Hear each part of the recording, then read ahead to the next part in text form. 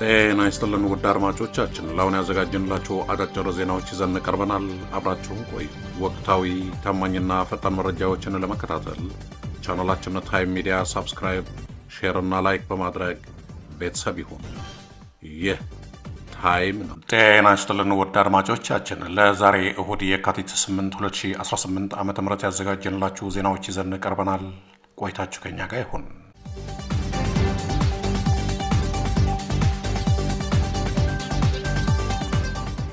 በአዲስ አበባ ጎዳናዎች ላይ በድንገት ተሰቅሎ የታየው የሶማሌላንድ ባንዲራ የብልጽግና ስርዓት የውጭ ፖሊሲ ምን ያህል የተዘበራረቀና ለቀጠናው ሰላም ስጋት የሆነ መምጣቱን ቁልጭ አድርጎ ያሳይም ክስተት ሆነዋል። የአፍሪካ ህብረት የመሪዎች ጉባኤ ዋዜማ በመስቀል አደባባይና በአዲስ አበባ ሚዚየም አካባቢ ከሉዓላውያን አገራት ባንዲራዎች ጋር እኩል የሶማሌላንድ ባንዲራ እንዲውለበለብ መደረጉ መንግስት የጎረቤት አገራትን ሉዓላዊነት ለመናድና ቀጠናዊ ውጥረቱን ለመቀስቀስ ሆነ ብሎ የተነሰሰው የታክቲክ ስራ መሆኑን ተንታኞች ይገልጻሉ። ይህ ክስተት በሶማሊያ መንግስትና በማህበራዊ ሚዲያ ተጠቃሚዎች ዘንድ ከፍተኛ ቁጣን የቀሰቀሰ ሲሆን ድርጊቱ የኢትዮጵያን የቆየ የዲፕሎማሲያዊ ስነ ምግባርና የአፍሪካ ህብረት መስተንግዶ ደንቦችን የጣሰ ተደርጎ ተወስደዋል። ምንም እንኳን የቪዲዮ ምስሎቹ በማህበራዊ ሚዲያ ተሰራጭተው ውዝግብ ካስነሱ በኋላ ባንዲራው በጸጥታ አካላት በፍጥነት እንዲወርድ ቢደረግም ከሰቀሉት በኋላ ማውረድ የተፈጠረውን ዲፕሎማሲያዊ ጠባሳ ሊያክመው አልቻለም። ይህ ድርጊት የብልጽግና መንግስት የባህር በር ፍላጎትን ለማሳካትና ከወራት በፊት ከሶማሌላንድ ጋር የጀመረውን አወዛጋቢ ስምምነት ለማጽናት ማንኛውንም አይነት ዓለም አቀፍ ህግና የጎረቤት አገር ሉዓላዊነት ለመጣስ ዝግጁ መሆኑን ማሳያ ነው። ተንታኞች እንደሚሉት የብልጽግና ስርዓት ከእስራኤል የዲፕሎማሲ አካሄድ ጋር ራሱን በማስተሳሰር ለሶማሌላንድ እውቅና ለመስጠት የሚያደርገው ሽርጉድ ኢትዮጵያን ከምስራቅ አፍሪካና ከአረብ አገራት ጋር በቀጥታ የሚያጋጭ አደገኛ የፖለቲካ ቁማር ነው። በአዲስ አበባ እምብርት ላይ ባንዲራው እንዲሰቀል መፈቀዱ በመንግስት መዋቅር ውስጥ ያለውን ከፍተኛ የዲፕሎማሲያዊ ጥንቃቄ ጉድለት ወይም ሆን ተብሎ ለሞቃዲሾ መንግስት የተላከ የትንኮሳ መልእክት መሆኑን ያመላክታል። ይህ አይነቱ ግልፍተኛ የውጭ ፖሊሲ ኢትዮጵያ በቀጠናው የነበራትን የሰላም ተምሳሌትነት ሚና የሚያጠፋና አገሪቱን ለከፋ ዓለም አቀፍ መገለል የሚዳርግ ሲሆን በተለይም ሽብርተኝነትን በመከላከል ረገድ የሚኖረውን ቀጠናዊ ትብብር ክፉኛ የሚጎዳ ነው። በአጠቃላይ የአዲስ አበባው የባንዲራ ውዝግብ የብልጽግና ስርዓት የውጭ ግንኙነት በብልሃትና በህግ ሳይሆን በድንገታዊ ስሜትና በአደገኛ ፍላጎቶች የሚመራ መሆኑን በዓለም አቀፍ መድረክ ያጋለጠን አሳፋሪ ክስተት ሆኖ ተመዝግበዋል።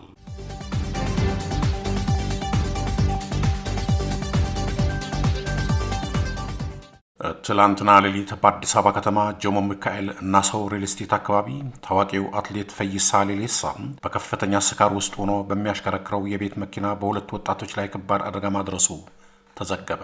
እንደ ምንጮቹ መረጃ አትሌቱ ቪኤት የቤት መኪናውን ሲያሽከረክር መንገዱን ስቶ ሁለት ወጣቶችን የገጨ ሲሆን በደረሰው አደጋ አንደኛዋ ተጎጂ ሴት በአሁኑ ሰዓት በአለርት ሆስፒታል በጽኑ ህሙማን ክፍል አይሲዩ ውስጥ በሞትና በህይወት መካከል ትገኛለች። ሁለተኛው ተጎጂ ደግሞ በደረሰበት የአጥንት ስብራትና ሌሎች ጉዳቶች በሕክምና ላይ መሆኑን ታውቋል። አደጋውን ተከትሎ በአካባቢው የተገኙ የአዲስ አበባ ፖሊስ አባላት አትሌቱን በቁጥጥር ስር ለማዋል ቢሞክሩም አትሌቱ የጦር መሳሪያ በማውጣትና ማን እንደሆንኩ አታውቁም በሚል ዛቻ የጸጥታ አካላቱን ለማስፈራራት መሞከሩን እማኞች ገልጸዋል።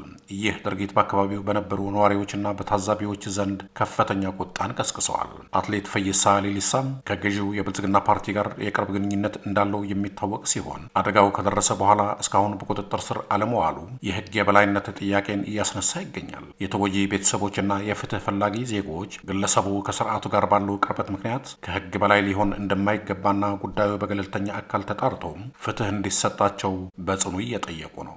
ጋዜጠኞችና የሰብአዊ መብት ተሟጋቾች ወደ አለርት ሆስፒታል በመሄድ የተጎጂዎችን ሁኔታ እንዲያጣሩና በስርዓቱ ባለሟሎች የሚፈጸመው መሰል የህግ ጥሰቶችን ለህዝብ ይፋ እንዲያደርጉ ጥሪ ቀርበዋል።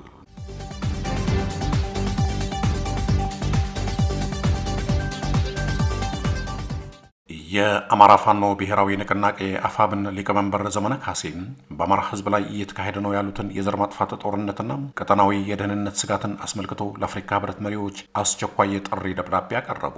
ንቅናቄው በኢትዮጵያ ውስጥ ያለው ሁኔታ ወደ ከፋ ደረጃ እየተሸጋገረ መሆኑንና ለቀጠናው መረጋጋት ሲባል የአፍሪካ ህብረት አስቸኳይ ትኩረት እንዲሰጠው አሳስበዋል። በኢትዮጵያ መንግስት በአማራ ህዝብ ላይ የታወጀው ጦርነት ወደ 3ኛ ዓመቱ እየተጠጋ መሆኑን የጠቀሰው መግለጫው በዚህ ሂደት ውስጥ በመንግስት ኃይሎች አማካኝነት ከባድ የዓለም አቀፍ ሰብአዊ መብት ጥሰቶችን እየተፈጸሙ መሆኑን ገልጸዋል። ሊቀመንበሩ በደብዳቤው እንደገለጹት የአማራ ሕዝብ ሰላማዊ አማራጮችን አሟጦ ከተጠቀመ በኋላ ራሱን ለመከላከል በሚል ወደ ትጥቅ ትግል መግባቱንና መንግስት ግን ለጥያቄዎቹ ምላሽ ከመስጠት ይልቅ በአየር ድብደባ፣ በጅምላ ግድያና በሴቶች ላይ በሚፈጸሙ ጾታዊ ጥቃት ሽብር እየፈጠረ ይገኛል። በተለይም በአዲስ አበባ ከሚገኘው የአፍሪካ ሕብረት ዋና መስሪያ ቤት በቅርብ ርቀት ላይ ከ100 በላይ ሰላማዊ ዜጎች መገደላቸውን ደብዳቤው በምሳሌነት ጠቅሰዋል። ከሰብአዊ ቀውሱ ባለፈ የአሁኑ የኢትዮጵያ መንግስት የውጭ ፖሊሲ አቋም የአፍሪካ ቀንድን የማተራመስ አደጋ እንዳለው ንቅናቄው አስጠንቅቀዋል። ከጎረቤት ሀገራት ከኤርትራና ሶማሊያ ጋር የተፈጠሩ ውጥረቶች እንዲሁም ከሱዳን ቀውስ ጋር የተያያዙ ክስተቶች ግጭቱ ወደ ሰፊ ቀጠናዊ ቀውስ ሊዛመት ይችላል የሚል ስጋት መፍጠራቸው ተመላክተዋል። በዚሁ መሰረት የአማራ ፋኖ ብሔራዊ ንቅናቄ ለአፍሪካ ህብረት ሊቀመንበርና ለኮሚሽኑ የአፍሪካ ህብረት ጉባኤ ላይ የአማራ ክልል ጉዳይ እንደ ቅድሚያ አጀንዳ እንዲያዝ በክልሉ ያለውን ሁኔታ የሚያጣራ ገለልተኛ የእውነታ አፈላላጊ ልዑክ እንዲቋቋም በሰላማዊ ዜጎች ላይ የሚፈጸሙ ጥሰቶች በይፋ እንዲወገዙና ገለልተኛ የተጠያቂነት ስርዓት እንዲዘረጋም ለተጎዱ ወገኖች ያልተገደበ የሰብአዊ እርዳታ ተደራሽነት እንዲመቻችና የኢትዮጵያ መንግስት ጦሩን ከአማራ ክልል በማውጣት አካታች የሽግግር ሂደት እንዲጀመር ድጋፍ እንዲደረግ ጥሪ አቅርበዋል። በመጨረሻም ህብረቱ የተኩስ ድምፅን የማጥፋት እቅዱን በተግባር እንዲያሳይና የአፍሪካውያንን ክብር እንዲያስጠብቅ ንቅናቄው ጥሪውን አስተላልፈዋል።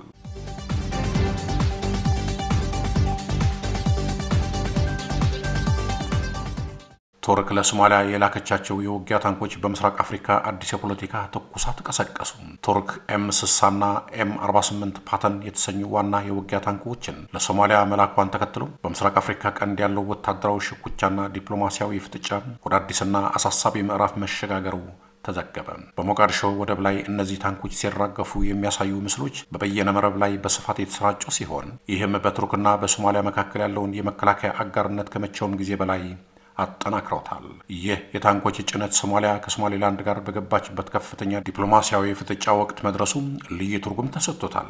ኢትዮጵያ ከሶማሌላንድ ጋር የባህር በር የመግባቢያ ሰነድ መፈራረሟንና እስራኤል ለሶማሌላንድ የሰጠችው ተከታታይ እውቅና በሞቃዲሾ ዘንድ እንደ ሉዓላዊነት መጣስ መቆጠሩ ይታወሳል። ሶማሊያ ይህንን የወረራ ሙከራ ለመመከት በቱርክና በግብጽ በኩል የምታገኘውን ወታደራዊ ድጋፍ እንደ ትልቅ መከታ እየተጠቀመችበት ትገኛለች። በተለይም ቱርክ በቅርብ ከሶማሊያ ጋር የተፈራረመችው የ10 ዓመት የባህር ኃይል ደህንነት ስምምነት የቱርክ ወታደራዊ መገኘት በሶማሌላንድ ስምምነት ላይ ትልቅ ጥላ እንዲያጠላ አድርጎታል።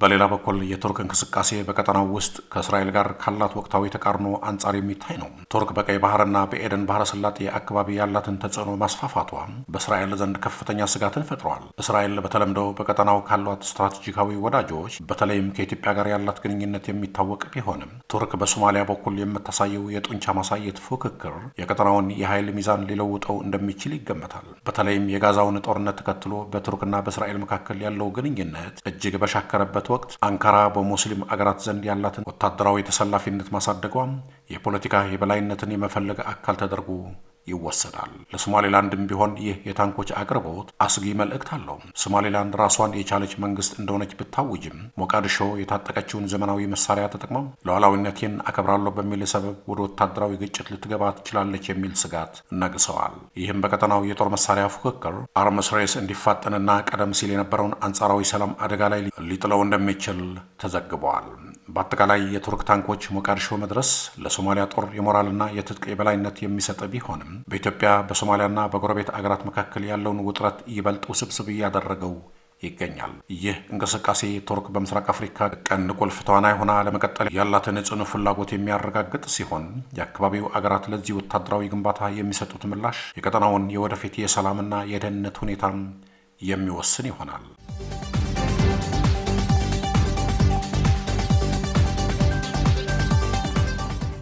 በጦር ግንባር የከሸፈው ብልጽግና የቀድሞ ሰራዊትን ለጦርነት ማገዶነት እየጠራ ነው።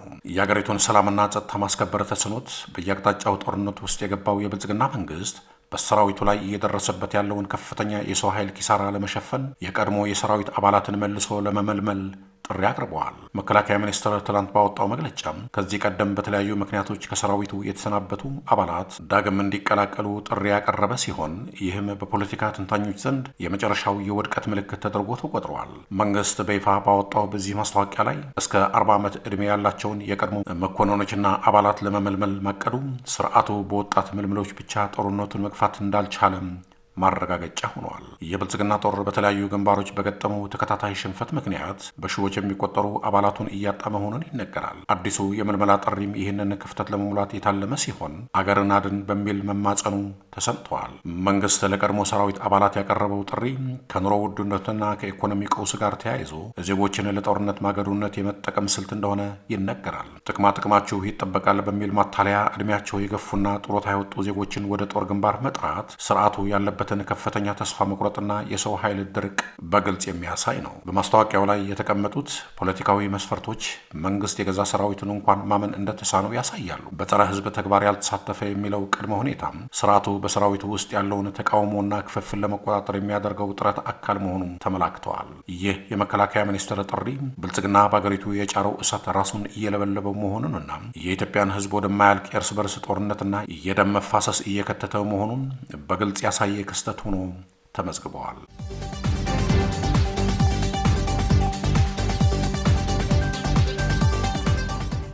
የአማራ ፋኖ ህዝባዊ ግንኙነት ኃላፊ ፋኖ አስረስ ዳምጤ ማረ በዛሬው ዕለት መግለጫ ሰጥቷል። አስረስ ማረ ዳምጤ የአብይ አህመድ አሊ አገዛዝ በአማራ ክልል ከ2 ዓመት በፊት ከፋኖ ታጣቂዎች የጀመረው ጦርነት ሊሳካለት ስላልቻለና ያጋጠመውን ሽንፈት ለመሸፈንና የኢትዮጵያና የዓለም አቀፉ ማህበረሰብን ለማደናገር የአማራ ፋኖ በህወሓት ወያኔና በሻዕቢያ ድጋፍ መሪነት እየተዋጋን ነው በማለት ያቀረበው ተልካሻ ምክንያት ያገዛዙ መዳከምና በአማራው ጦርነት ማሸነፍ ስላልቻለ ነው ብለዋል። በመቀጠልም የአማራ ፋኖ በአሁኑ ሰዓት አወቃቀሩና አደረጃጀቱ ከመቼውም ጊዜ በላይ ያጠናከረ ሲሆን በቀጣይ ከማንኛውም በአገሪቷ ካሉ ታጣቂ ኃይሎች በዓላማና በማኒፌስቶ የምንግባባ ከሆነና የአማራ ህዝብን የማይጎዳ ከሆነ ካመንበት ታጣቂ ኃይል ወይም ቡድን በጥምረት ለመስራት ዝግጁ እንደሆነን መታወቅ አለበት ብለዋል።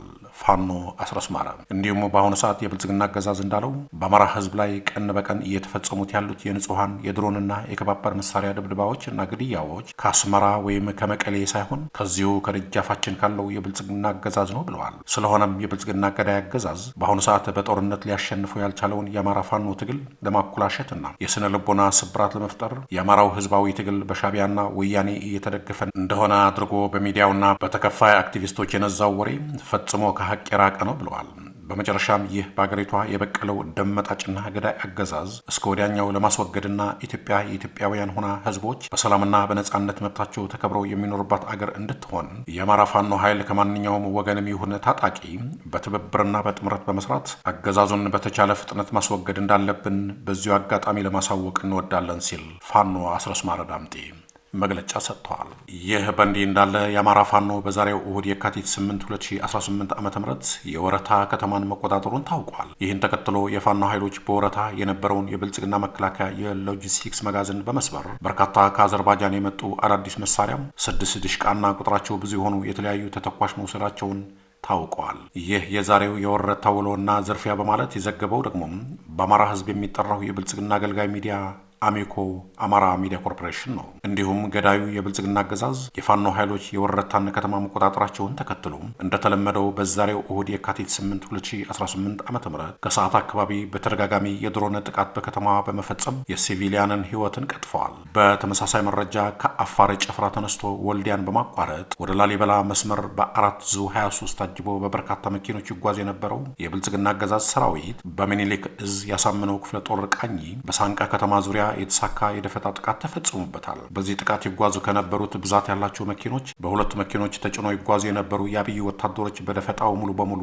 ተደምስሰዋል። እንዲሁም በአሁኑ ሰዓት በእብናት ደራ፣ እስቴንና ስማዳን ጨምሮ እየተደረጉ ያሉ ውጊያዎች ተጠናክረው የቀጠሉ ሲሆን በእነዚህ አውደ ውጊያዎች ብዛት ያላቸው የብልጽግና ሰራዊት የአማራ ፋኖ ያወጣውን የምህረት አዋጅ ተከትሎ እጃቸው ለፋኖ ኃይሎች እየሰጡ እንደሆነ ነው የፋኖ መረጃ የሚያመላክተው። በሌላ በኩል የአማራ ፋኖ ሸዋ ጠቅላይ እዝ ባወጣው መረጃም በዛሬው እሁድ የካቲት 8 2018 ዓ.ም የብልጽግና አገዛዝ ሰራዊት የ104ኛ ክፍለ ጦር አየር ወለድ ኮማንዶ አዛዥ ከነጠባቂዎቹና ቡድኑ ለሸዋ ጠቅላይ እዝ አጼ አምደጽዮን ኮር እጁ እንደሰጠ ነው የሸዋ ፋኖ ጠቅላይ እዝ ያሳወቀው።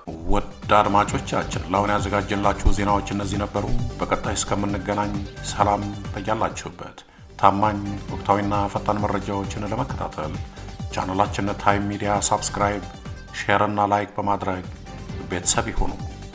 ይህ ታይም ሚዲያ ነው።